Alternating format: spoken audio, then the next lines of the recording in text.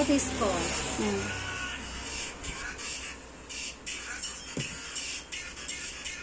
మనకి ఎంత వచ్చిందండి? 14.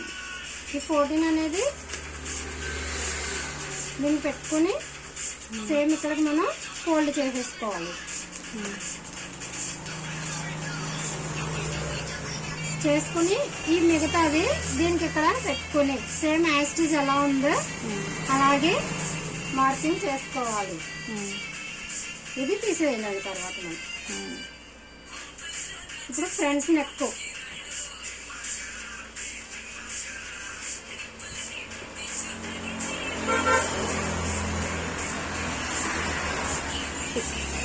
7 inches వచ్చింది.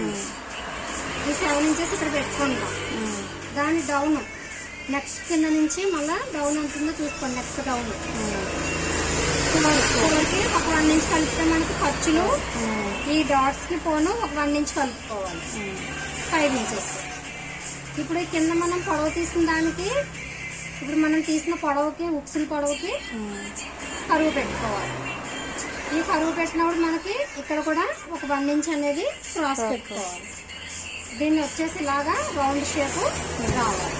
ఇది మనకు ఫ్రంట్ పార్ట్.